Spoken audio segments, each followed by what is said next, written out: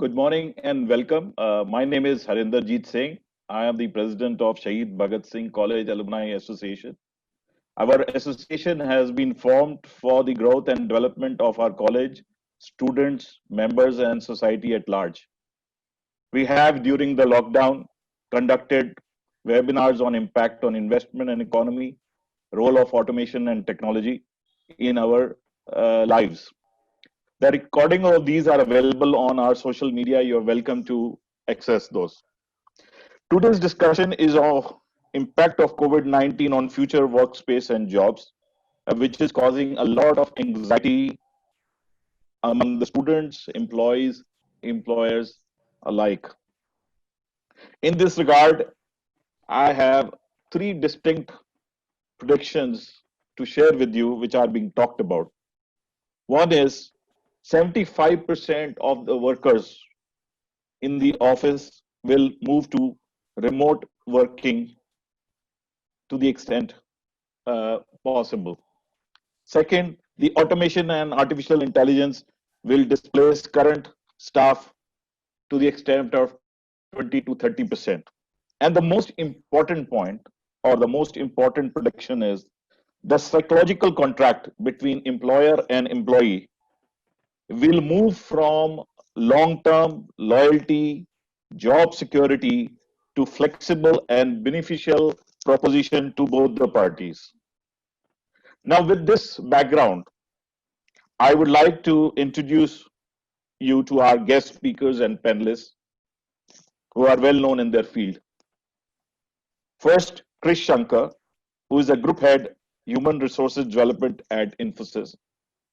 Second is Pradeep Bhalla, principal partner at 3P Consultants and our proud alumnus, is a headhunter for strategic and board hirings.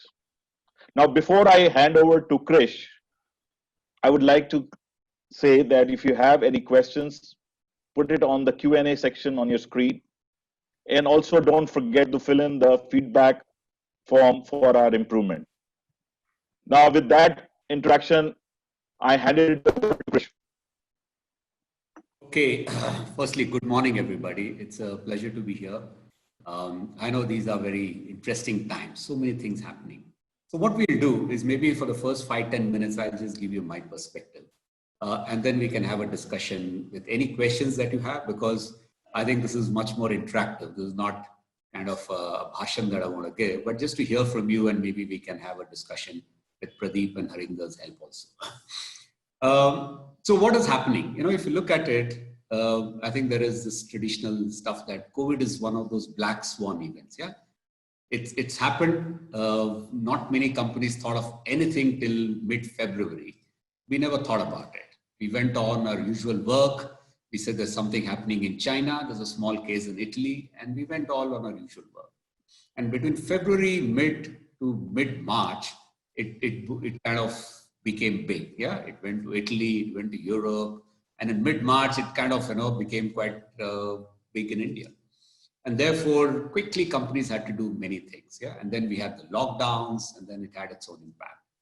Now, what it has done is this. I think for many industries are responding to it very differently. Some of them, I think the industries which are at it the most, like hospitality, airlines, etc. They have been they've taken a big hit. Yeah, and I think there's this traditional BCG model which is kind of doing the rounds in terms of how the recovery will be. One is a V recovery. That means it goes down and within very short time it goes up. Yeah, therefore it's down for a couple of months, but it goes up and that is there. And maybe that's there for some industries. Some industries, like let's take the Amazon e-commerce. Yeah, for some time they may have gone down because they're only selling essentials, but then very quickly they can go up and maybe take advantage. So that's one type of industry. Then there is the other which will have a U shape of a recovery, and they will take a longer time because things are not going to happen immediately. They're going to take a longer time and they'll do. And there are most of the industries would fall in this kind of setup because they may take, and some may take longer, some may take less. If you take, for example, the IT services organizations, I think most of them, and it's a large employer in India, it's among the biggest employers in India. all of them managed to, like Infosys, managed to get people to work remotely very quickly. And that meant a lot of things. For example, in our case, I would say that many of them work on desktops. Not all have laptops. So therefore, we had to take the desktops and ship it to their homes. Some employees took it themselves. Sometimes we shipped it out. We gave them Wi-Fi adapters, broadband connections, UPS. So you see, we have to really invest in them so that they can work.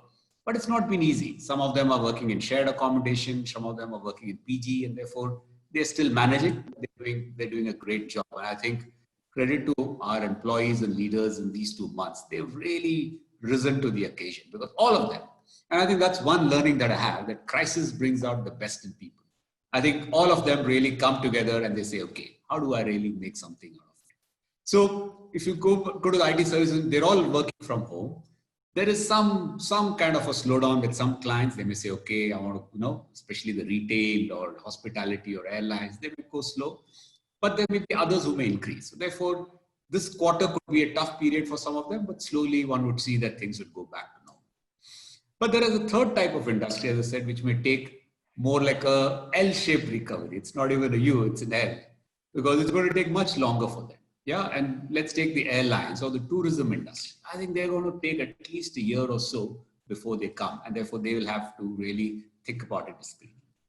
Now, at the same time, this is also an opportunity for some. Yeah, and I think there has been a study which has said that every crisis also leads to some new business and new opportunity. We've seen many things. For example, there was this dot-com crisis, and once the dot-com crisis kind of went, new businesses came up. Financial services, again, people think and come up with lots of new things. I think this is again a period where there are lots of new opportunities for people. For example, if I look at the IT industry, I think we see a lot of businesses coming in the cloud area. Many companies want to move to the cloud because now they feel this on-premise system may not work. I want more people to work remotely. Can I move to the cloud? They're now moving to more digital applications. Many companies are saying, I want to digitize a lot more. So you see lots of newer businesses are coming there. So again, it's like, this is again a mixed bag. What we find in India is also an added dimension, because I think because of the lockdown, we've had a large number of what we call as the unorganized sector. People call them migrants, but I would just say they're all unorganized sector. I think they have been the most affected. And I think they are crucial for the economy because they make everything run. And what has happened is if they've moved out, it's not going to be easy for them to come back. And therefore, many economies who depend on this unorganized labor will find it harder to kind of come back. And they are the ones most impacted. And industries that depend on them, businesses that depend on them will take time to really ramp up. So that's going to be another challenge. So if this is the kind of the context, what does it mean for us as you and me? For example, let's start with, suppose you're a student. What does it mean? I think as a student, this is like tough time, yeah, because many companies this quarter, they'll say, I want to hold back. I'm not hiring because they want to see how things are. Yeah, maybe a few companies will have, like maybe the e-commerce companies, the big baskets of the world, but the others will just wait. They want to see how the business is. They want to really ensure. It's maybe a quarter or two, but slowly things will improve. And I think there'll be newer opportunities that will come up. So I think what I would say is be patient, look for sectors that are growing. At this point, if you go and say, I want to work in hospitality and retail, it may not be the best thing to do. So you'll have to say, okay, pivot yourself, say which are the sectors there I think there is an opportunity, look for it, and therefore see there. But I think patience will pay. So I think it's going to be a crucial 3 to 6 months of trying times for students who are getting into work. But I think once things improve, I would see more opportunities opening up. For people in, let's say, running a business, yeah, and I think many of you may be entrepreneurs. You may be running large businesses or small businesses. And I think, as I said, this is this impacts differently for the kind of business that you are. But it's again, I think the key thing here, as people say, is what is the there are. I mean, let me step back. I just want to take a minute to talk about some basic steps of what happens when there is a big change. Yeah, let's say there is a very big change, very big thing that is happening. The first thing that comes is denial. Yeah, we all say this is not going to affect us. Let's take COVID, for example. When it was all coming in March, most of us would have said, oh, it's in China, it's in Europe. India is a hot country. We're all immune. Nothing is going to happen to us. So therefore, there is a bit of denial saying we'll see when it comes. Yeah? So therefore, that's what everything that happens, there is a bit of denial. The next stage becomes anger. Then you start getting angry. Then you say, why? Why is this happening? For example, people will say, why is this government locking down this? Why is my apartment society putting these rules? So therefore, there is a little bit of anger because, after denial, the next stage is anger. We're not accepting it. We are angry with it. And I think, we feel that that's not right. And we'll find something to get angry. Then we move slowly to acceptance. Yeah. And the acceptance stage is saying, wow, I know this is what I had to. So I think we have to pass through each of these, At the acceptance stage, you'll say, okay, let me see what can I do. I know this is a problem. Let's try. So that's the time you get used to it and you try and make it. But the fourth stage, which is what people call as the growth stage or the meaning stage, is people say, wow, how do I kind of make something out of this? And I think there is research which says that 50% of the people actually make a big leap during this growth stage. 50% of them discover a new sense of purpose. 50% of people come up with a new idea or a renewed sense of commitment to doing something different. So not all, but yes, there are some people because that's where they say, this is an opportunity. How do I do something different? Maybe they do something for the society. Maybe they become more socially conscious. Maybe they do something for developing people, or maybe they come up with a new idea for the business to serve the society. So I think that's the kind of the next stage that is there. So what I would say is this. For people in businesses, I think we're all now in the acceptance stage. We've got to move to the growth stage. We've got to find what is it that we can really build on this. What is it that we can do, which will make our business sustainable in the longer run. Yeah, and I think that's very important because this is the reality you understand and you grow. And for many of us who are in corporates, I think what we have to do is, again, it affects us differently in different places, but we got to really understand what are some of the challenges, how can we build on it. For example, every company, I would put our challenges in 3 buckets. Yeah. The first bucket is, let's say, the immediate challenge of employee safety. You've got all your employees. How do you get them back to work or work remotely, but still be safe and still be productive? Yes, that's the first challenge. The second challenge becomes about our business sustainability. You'll also say, okay, how do I make my business sustainable in the short run, at least for this year? I've seen volumes go down. I've seen profits go down. But what should I do? Where can I cut costs? What new things can I do? So therefore, you've got to have a plan for the year to make your business sustainable. I think the third thing you've got to think is the more longer term, where you got to say, listen, what can I do differently so that I can take advantage for the future? For example, if this work from home is going to be more normal now, what can we do differently? How can I change my systems and what can I do to take advantage of that? So you start thinking longer term and putting some things in place. So I think in business, as I said, 3 things to look at. Your immediate in terms of productivity, continuity, employee health and safety, and getting people back to work. The business sustainability for the year, but also how you can move to the long term. So that's broadly what I would like to kind of give you a kind of a quick context. I'd like to just hold back now. If there's any questions you have or anything, maybe we can just discuss. Yeah, Krish, thanks. So this is Pradeep. The way we will do this is I have kept my ear to the ground and I have a few questions which I put together. But before that, let me thank you for giving a very quick view, at the treetop or on the ground, so to say. And I think most of what I am going to bring up has been covered by you, but this will be more little drilled down because I think the audience is very diverse, as you rightly said. There'll be employers, employees just graduating, and everyone in their own mind have their own sense. So my first bit from you to understand, and I'm sorry to use this cliche, which is the new normal, right? Now, the new normal is defined differently by different people, understood differently by different people. From perspective, we have the benefit of you working with 3 verticals: IT, FMCG, and telecom, right? And more or less, I think these have stood ground in these periods of time because of obvious reasons. But where will you, from where you sit, look at the new normal? is your definition of new normal?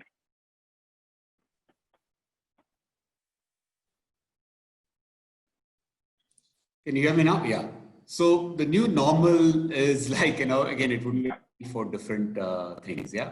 What is the new normal? Number one, I think there are three things that are really important when I look at the new normal.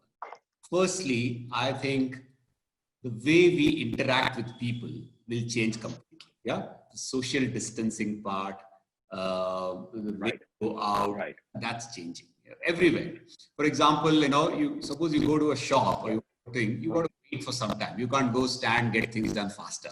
You got to be patient. So therefore, wait times will increase. A little more patience. There needs to be a little more social distancing in your meeting, wherever you do. So I think that's becoming a kind of what I would say important for at least for the next 3 to 6 months, definitely. The next part is remote working. Remote working is also going to be increasing. And I think as we look at it, while people say 75% remote to whatever, I think it's got to be 100, it's got to be a hybrid thing. Yeah. People working completely remote also does not work, because I think most of us need social connection. We need to feel part of the larger entity. So therefore we feel, if you keep remote for some time, it's fine. But if you're remote continuously without connections, you feel disjointed. Yeah. So I think I would say that over time, you'll end up with like a remote hybrid. Yeah. You may work 3 days a week remotely or 4 days, one day you'll come together. Now people may come up, for example, with neighborhood hubs. For example, instead of having one office in the center of the city, you may have 3 offices where people can work remotely and go there once a week and, interact and work and et cetera, et cetera. So the offices will play a different role. It's about ensuring people come together, connect, collaborate, rather than place where they only come and work. Yeah. So therefore, we'll have to redesign offices in that. So that could be the second thing that is happening. The third is more digital work. I think people will look for, most organizations will say, I want to do things more digital. Most people will say, like demonetization led to lots of increase in payments. You'll see lots more people going digital and using that. So that's another opportunity.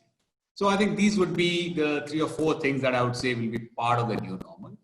From an attitude of employees side, I would say people will now feel, given all of this, that organizations need to be more socially conscious. Yep.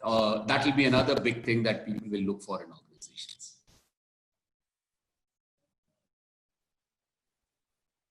Got you.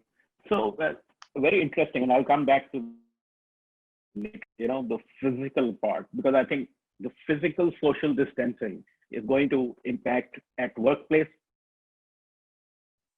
and how companies with that will be getting sharpened as we go. I think right now we have all just built aircrafts while they were flying, and continue to build them.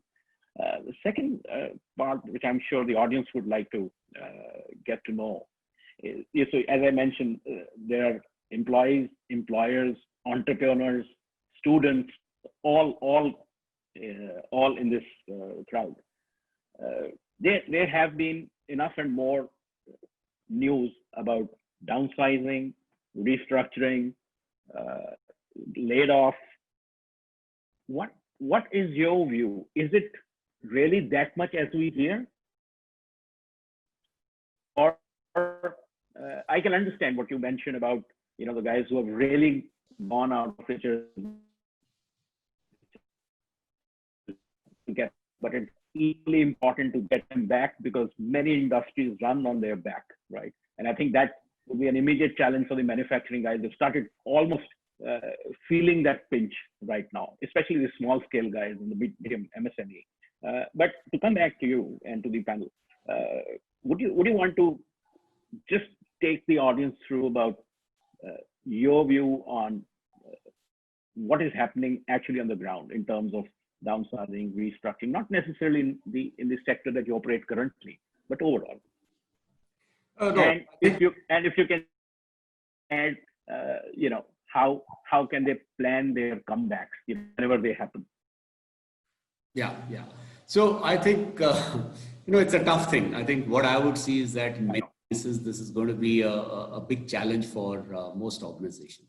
So what has happened is, if you look at most manufacturing industries, they depend on a lot of the unorganized labor, who come from other places, who stay and do, casual labor, etc., for material handling, movement, etc. Now that kind of, becomes a problem because people are not there, and therefore they'll have to get them, or they'll have to pay more to get them. So therefore, take a sugarcane plant, for example. I think they're not going to be able to start fully because they don't have the unskilled labor and the casual labor to do the work that they want. So I think what happens when these unorganized labor go to their villages, they would take some time to come back because they are saying, why should I come now? They'll wait for some time, they'll try something locally, and only if nothing comes out will they come back here. So I think it's going to take some time for the industries that are busy with that labor to really work. I think what companies are also doing at the same time is trying to see what else can they do. Yeah, I think there is now people are looking at saying, okay, can I do a little bit more restructuring? Can I become digital? Can I outsource more? Can I get this done by somebody else? I think, for example, many big companies are saying, okay, now things can be done more remotely. Why do I need all my IT staff sitting here? Why can't I kind of outsource it somewhere? So I think outsourcing is becoming big. Yeah. If anybody can do the work sitting at home, why should they be in some parts of high cost places? Can they be in a low cost place? Yeah. So therefore, I think business models where some kind of work can be done out of low cost locations will become, people will start looking at it. Industries will also say, okay, industries will wait, manufacturing industries will wait a little bit for example, things like investments. They will not go for new capital investment. They'll wait till things are there. So they will be careful that, they don't want to put something and there is, it's going to be, they're not sure of demand or workforce. So I think that's going to be some of the changes. So manufacturing industries will think they'll cut some cost. They'll have to shut some plants. Therefore, they'll have to ensure that, the variable costs are reduced. That they'll try some of those things. They'll try outsourcing. Most companies will look at outsourcing in a bigger way. They'll become more digital. So these are all the trends that you will see in the coming months. So what I hear is, to what you said, we will see restructurings happening. Some of us will probably have to get ourselves realigned to different roles within the organization. For the newer set of guys who are wanting to come into the job or who've been 5 years into the job, etc. Because sometimes the impact of layoffs comes more on the junior most guys, if I may say, in terms of experience, nothing to do with their potential. What is the advice for them? Because I'm sure quite a bunch of the participants we have right now could be fresh students. Yeah, no, I agree. I think it's a very tough period for many organizations where, you've seen many companies in the hospitality, travel bookings, all of them are kind of, laying off, the takeaway businesses, they're laying off people. I think, again, it's tough. If you put yourself in their shoes, this is a very tough moment because industries are not hiring so much. People are cautious, and then you're getting thrown out of work. So I think it's a very, very tough thing. But I think if you were to look at what one can do, I think it is about looking at saying, firstly, what kind of skills do I have? And what skills are getting more employable now? What skills are more in demand? Yeah. It's also probably a time to do maybe higher education. For example, if you're just a graduate and you're saying, okay, it's a time to really do something else, get some extra qualification in something. Do something in, let's say, I'm just giving an example. Like, for example, one of the big things going around is a lot of analytics. If I'm just a graduate who worked and I'm feeling I don't have something, why don't I do something in analytics, build some new skills so that I can get much more better in employment? So I think look for skills that are much more in demand. Build and use this time either to take a kind of a gap year to study or to build some skills, or look for jobs where you can do that.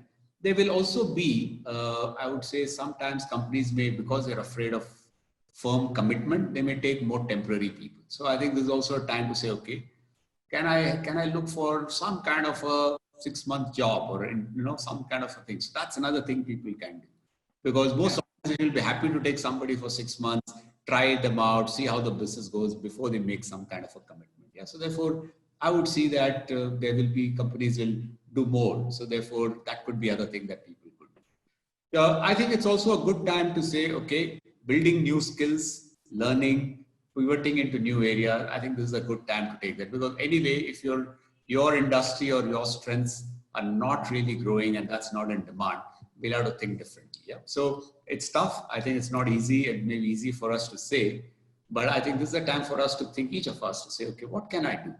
And there are many courses, people can go on and say, okay, I want to just learn Python and I want to do analytics. I want to do something on data visualization.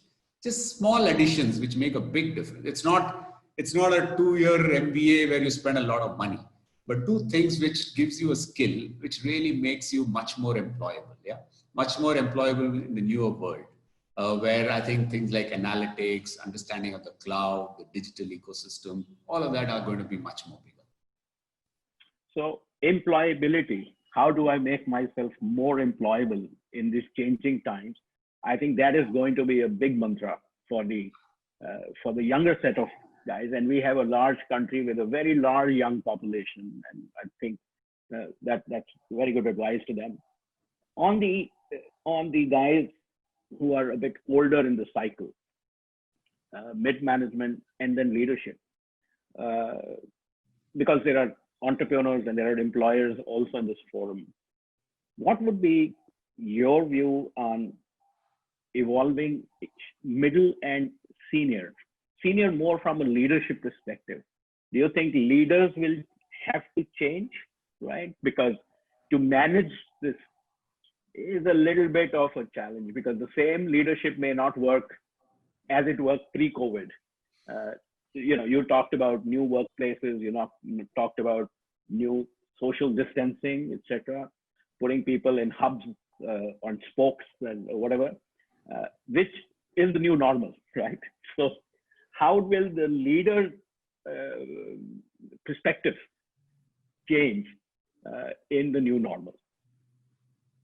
Yeah, so I think there are two parts. I think if you look at it, we spoke about what young people can do to kind of relearn, become more employable. I think for the middle level, I think the biggest thing is the problem for most of us. We're all, let's say, middle level, is our resistance to change.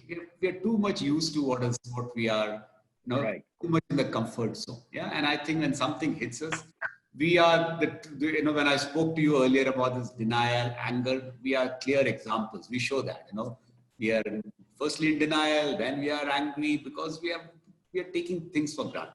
So I think it's a bigger and tougher change for the middle level, leaders. It's a big change. Some of us may say, okay, my company is going to pivot. I want to do something different.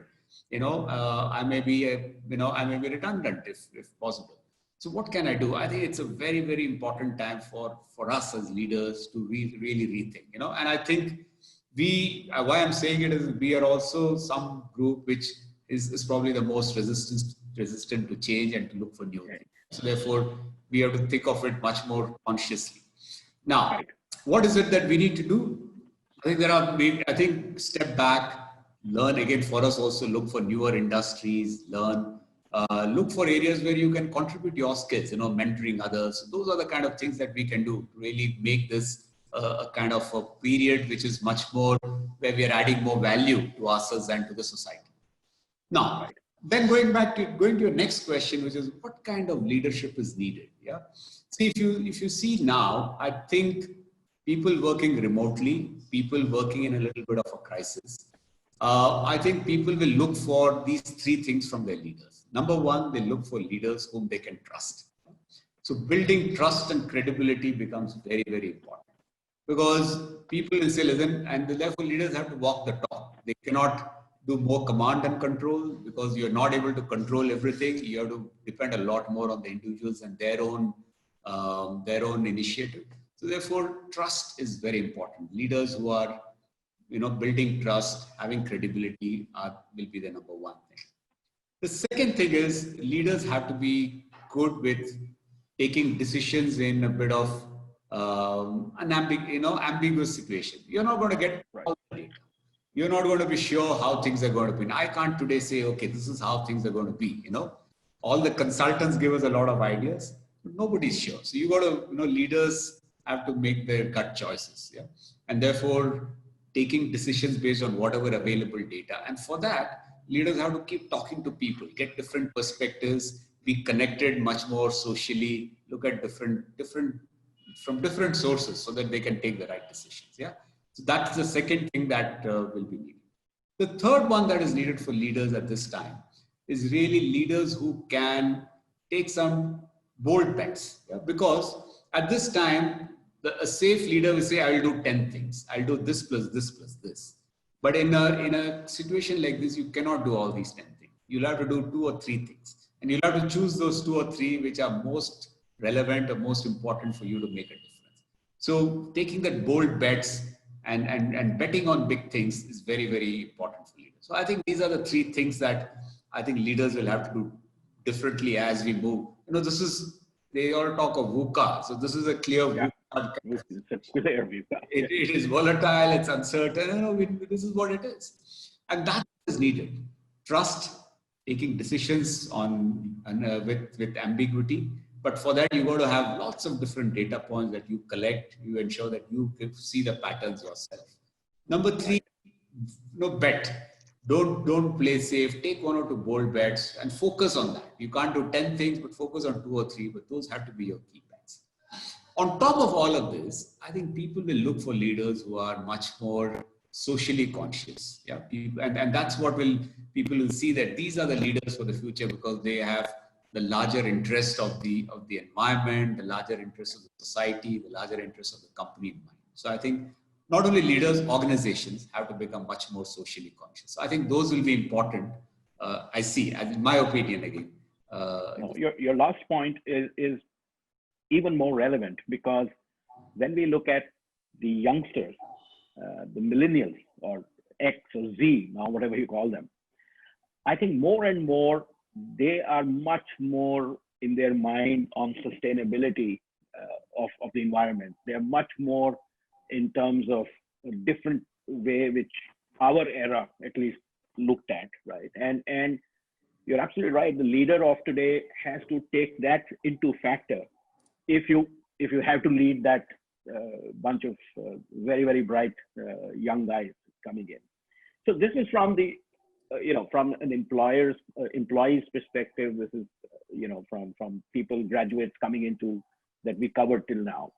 What would be the employer's look at the situation, right? In a sense, what are the timelines? You did share, it could probably take a couple of quarters or something like that. But beyond that, what is the employee? What gets discussed in the boardroom or what gets discussed over calls is, it will give us some more understanding of the trajectory which the rebound will take and take forward, right? We covered till now, how is it going to impact jobs, how I can reskill myself. But from an employer's perspective, I'm just changing gears going that side. What is the employer thinking? Oh, I think again, as I said, I think 3 things clearly in the mind of all employers. Yeah. First one is, how do I get people back to work in a safe way, slowly, safely, gradually, and productively. And this challenge is different for different people. Look at the airlines. They have to get people, they have to sanitize them, they have to give them protective equipment, they have to ensure. So that's the amount of challenge that kind of just imagine Indigo or a SpiceJet, the challenges that they would have to get their people to work, is a huge thing. Yeah? So therefore, that's the first, and it may vary for some others. Yeah. So companies like, which are happy to work remotely may not have that much of a challenge, but their challenge would be, okay, how do I start getting people back? What kind of work can be at the offices, which are essential that has to be done? How do I get them back safely? So that will be the first thing. And how do I get people, the whole organizations to work in a more effective way with half or more than half working remotely and half working, in the offices. So therefore, this challenge is different for different industries. The airlines, I think, is the extreme. And that the other extreme are companies where, remote work is, well accepted. Yeah. And there are like the FMCG companies would be in the middle, because for them it's about some part of work can be done remotely, but some part they need people in the factories. They need some people who can do a bit of sales calls. So I think they'll start slowly saying, okay, do it, but do it carefully and slowly, etc., etc. So that's how the first part will be. The second part that is will catch all employers is about what is the year, how is the business going to be sustainable this year? So you had a quarter and you find, yeah, some guys would have lost huge amount of revenue. Like you see, I just saw Indigo saying, I've already taken a loss of some thousands of crores. So they've got that. The question is, how do they rebound? What can they do? Some others may not have had that much of a loss. Yeah. So therefore they'll say, okay, what do I do? Maybe I kind of, rethink my financials. I see where I can get newer revenues, where I can change cost, which are the fixed costs that I think I can cut. So those are some of the things that employers will do. So I think cost reduction, improving productivity, looking for newer sources of revenue, and ensuring that for this financial year, they are getting a renewed lease after whatever they've seen in the first 2.5 months. They will try and do that. So you'll see various things in that. Then the third part is much more longer term, thinking, what do I do longer term? And companies say, okay, I want to, like for example, a company which is in retail will say, I want to change the way my retail is. I was speaking to the HR head of Titan yesterday, and he said, we are thinking of a way where system is going to be that when anybody touches something, it will be sanitized, and we're going to change the way completely we are looking at it. So longer term thinking of remote working, of ensuring the social distancing works, all of that will be the third thing that employers will be thinking of.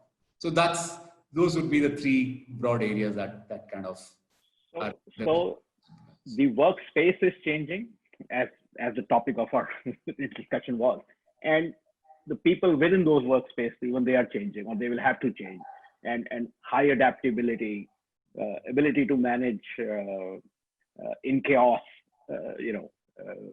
in ambiguity. I think those are the things we talk. Because my next question, which I'm sure people would like to know, is from an employer's perspective. We talked about people, the young ones making themselves employable, right? And I would say the word, if we add along with the skills that they have, is also being more relevant in today's world, right? For anything and everything. Yeah. What are those three key things which employers will look for when they hire going forward? Because, because as you rightly said, a lot of things is changing, including the people. What would be those three? Maybe too early in the day to ask, but maybe you have some thoughts on that. Yeah. No, again, I think, basically, if you look at it, it's tough to say, because are we going to really look at because of COVID, how employees are changing. But I can just generalize it, yeah, because the future is going to be much more uncertain. This COVID is one example. It has given us one experimental kind of a thing. But if you look at the next 2-3 years, if business is going to go through this uncertainty, a lot of change, what would one look for in people? I think the first thing they look for is people who are, who the word that they all use is called learning agility. People who are able to learn new things. That's people right. Are curious, saying, why, what is this? How can I learn? So curiosity and learning, I think learning agility is very important. And what does it mean is simple. It's about people saying, okay, I don't know this. What can I do to learn? How can I build something? How can I continuously keep myself learning and reinventing myself? So that's the first thing that employees will look for. The second thing they look for is, as we go forward, they'll also need people who are, what I say, people who can work independently. Yeah, people who have a sense of responsibility, who can determine their own agenda. And to determine their own agenda, it's about people who see the bigger picture, who say, okay, this is what it is. So therefore, you need people with a little bit stronger, what I would call as conceptual skills, yeah, ability to see patterns, people who can determine their own agenda and take some calls. So I think that's the other thing people say, can this person take responsibility? Can he determine and drive his own agenda? Can he kind of, look at the patterns around and see what to do? So those are the second, the second thing that people use. The third is, I think, very important is people who can work in a collaborative environment, because you work remotely, you work there, because unless you're collaborative, you're not going to be successful. So we look for people who are able to work collaboratively across different kind of cultures. Yeah. So I think these three things: continuous learning agility, or that curiosity. Number two, this whole thing about taking responsibility, conceptual thinking, ability to set your own agenda, and be more independent in how you want to do it. And number three, working collaboratively in a team. I think these three are the soft skills which are critical for the future as we go through a VUCA kind of a world. Right. No, you're so right. They were always needed, but needed even more now because of the situation that we are. So, great. Last couple of questions, then I see there are a few questions around. You've been a business leader all this. Long back, you transitioned from HR into business, while that still remains your core. From someone with your stature, experience, and exposure in multinational Indian companies, what would you say would be your advice to the audience? I think you did share in your talk till now, but how do we all behave to the changed situation? Maybe this is a flip to the question I just asked you before, that how should I be, or what I will be looked at as relevant from an employer's perspective. But I think we also live beyond work. My question is on that. And, my question is on that how do I change, which is always going to be difficult, my behavior. I go back to your first part, which you said that, people would, social distancing will mean physically people. I have seen people to be on the other spectrum at times, to be almost rude by pushing people away, to say, hey, don't stand next to me. I think those are also evolving. What would be your advice to a human being? Because first I'm a human, and then I'm an employee or employer. No, I think it's a very good question. See, I think the first thing that I think we all have to have now is the word that people use. I mean, maybe most often used word, but I think it's a very important word, is what I call as empathy. Yeah, empathy. Yeah. I think it's important for all of us because I think, see, if you look at it, this COVID has brought a lot of suffering to many people, and for many people, this has been a very big impact. Yeah, if you look at the unorganized labor, the migrant labor, many of them have had an impact which is beyond what we can think of. The whole livelihood has changed. So I think they've been the worst affected in this whole thing. But they also have to make a living. They also have to kind of do that, and they have to brave the odds and all this and do that. I think the people, the more middle upper class, they're a little better off. I think they're managing things, but I think therefore it's important when we all kind of as we move forward, a lot more empathy, a lot more understanding that, listen, this is a society where we have to look after each other. Yeah, and I think sometimes what happens whenever anything crisis comes, I think the first thing is fear. And fear leads to self-preservation. So that's the first thing all of us do. We are worried about ourselves. So there is the first response that all of us have is self-preservation, fear, saying, I want to take care of myself, my family, and I'll do that. But that's okay. But we got to move beyond that. And moving beyond that, you got to say, okay, let's see what are the others feeling, and therefore understanding others, showing empathy is going to be very important, because I think just by your preserving yourself is not going to help, because you got to ensure that the whole society kind of thrives, because you can't live anywhere. So I think I would say the first thing that we work to do. So more empathy, more understanding of people.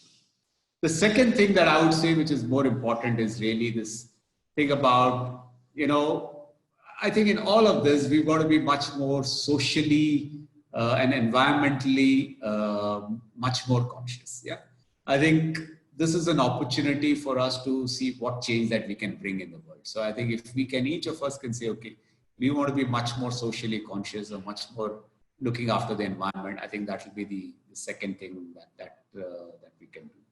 And I think in all of this, there is this last word that I want to really bring here. Again, a very interesting concept is about what people call as a growth mindset. Yeah, there's this fixed mindset which says, this is what I have, what can I do? Yeah, this is my skills, this is what it is. The growth mindset is all about saying, okay, what can I grow? What can I develop? How can I make use of this opportunity? What can I learn? I'm not good at this, but what can I learn? So I think that's the mindset that all of us need to have.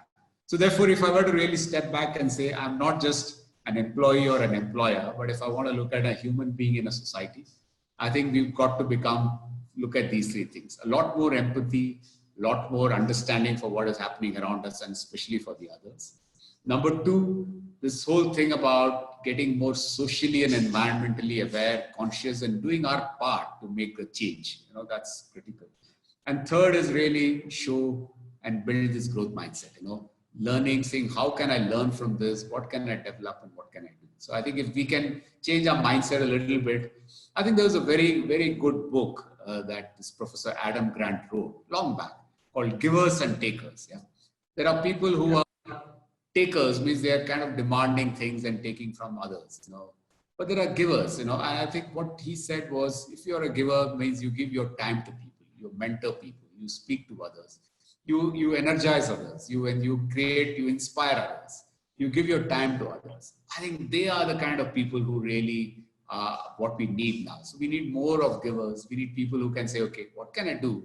Even a moment that I can speak to people which will inspire them or make them do differently, I'm making some contribution. So I think that's what we would like more people to do. And I think as a derivative, what you said, such people would also be preferred by organizations, because organization will also go through that change, right? Yes, you're right. Of course, I'm sure many of the guys on the call today, but their mind is still on. I just had a glimpse of it coming in, more about the immediate, about themselves, which is if I was in their age and stage, that's how I would think. Before I go to that set of questions, the last part is, and I think you did cover this a little bit, is that in all this chaos, in all this what's happening around us, are there some bright spots also? I think there'll be 2 or 3 bright spots. I think let me try and think of 1 or 2. I think the first one is, I think the whole society will become much more aware, maybe more conscious, more socially conscious, I think. So therefore, I think we will see that all of us will be trying to do a little bit more for humanity, a little bit more for the others. So maybe that will be one spot I will. The second one is, I think the whole healthcare industry, the whole healthcare is going to be transformed. Probably more technology will come into it. People will take things much more seriously. So I think telemedicine and a lot of other things will happen. So I think the whole healthcare is a big area where I think there's a bright spot, and I think hopefully that will be an area which will, especially for the the poorer, underprivileged people who've been deprived of good healthcare. I think we'll see technology helping. I would say that would be the second thing that would come here. I think it will also lead to some probably new ideas and new businesses for people. So that could be the third bright spot. But I think people have also spent these 1.5 to 2 months. If you look at it, many people have used that time to do physical fitness, to do meditation, to do a lot of things, reading. So I see that this will all have some impact. I think people have used this to reflect a little more. My view personally will be all of this will see that as a humanity, we'll probably be little more aware, little more positive, little more keen to make a difference.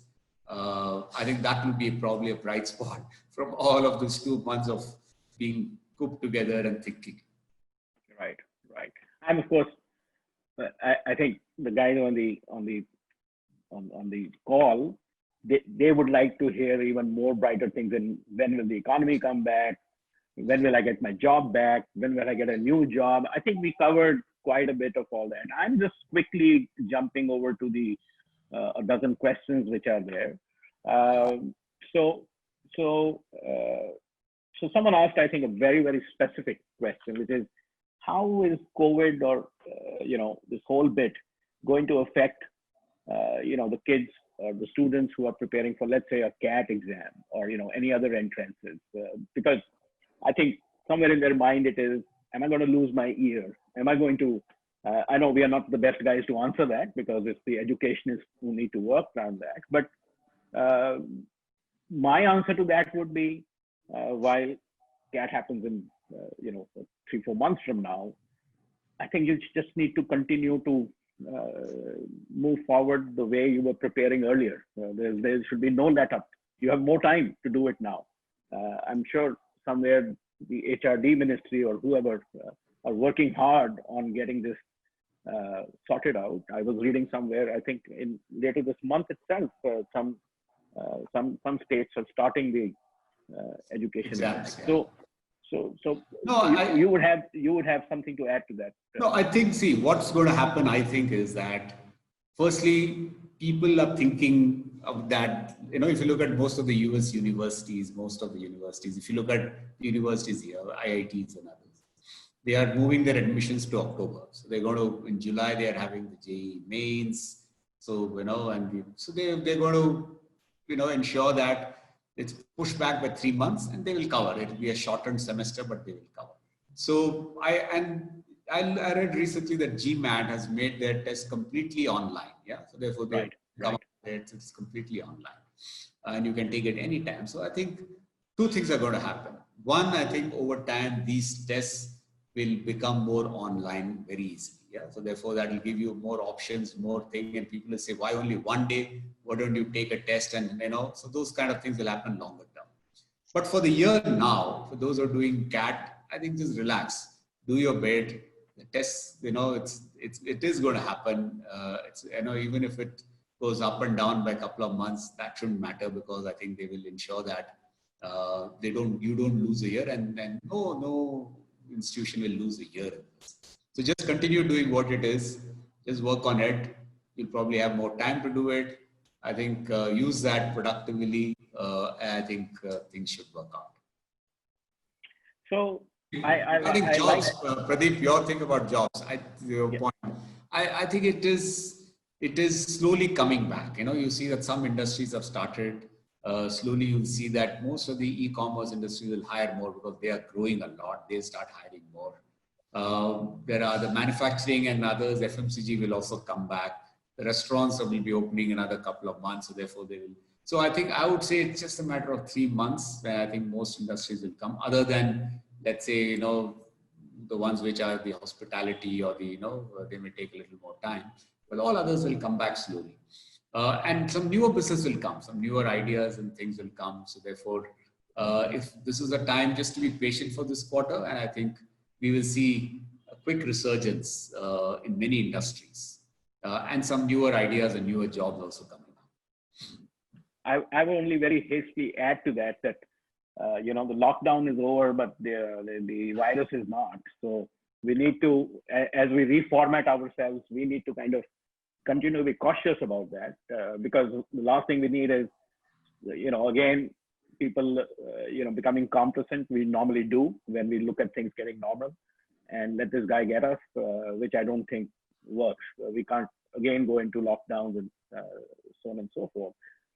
One question which really on the screen was, can I start up? Can I do a new startup? This is someone, I'm very happy for someone to have asked that question on the board. Is this a good time to do a startup because opportunities will come post-COVID? What's your view? It's as I said, it is depends. I mean, I can't say, but I think if you're somebody who's saying I want to do a job, and job market is not going to be that easy. But if you have a bright idea, then I think you can use it, because this is also a good time to do some study, this, that, because job market is going to take 6 months to really, come back to the normal thing. Right. I'm just going back to the financial services time, 2008. I think many companies kind of, got back on their hiring, etc., etc.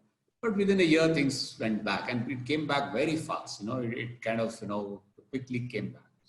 So things can also come back. We don't know how this virus and which parts it will take longer, but it will come back. Yeah. But if you have a good idea of a startup, I think this is the time you can get some teams together, because you'll have ability to get more people who have, coming and building something, more time. We also found that because of this remote thing, there are more people willing to give time to listen to you. Yeah. If it was normal work, it would be very tough to get time for people to talk. But with less travel, people are spending more time remotely, and you're also able to get good time now for people. So I think these are some positives that you can build on. If you have Let me jump in here. Yeah. On the same question which Pradeep asked you, given the uncertainty in the job market today, and given the prediction that more and more companies will move from a permanent workforce to a flexible workforce, it's not a bad idea that each employee starts thinking himself as a entrepreneur, and upskills himself according to the requirement of the day. What do you think about that? I agree. I think completely I agree, because this is again a great time, because yes, you can, to the earlier point, I think you have to become employable.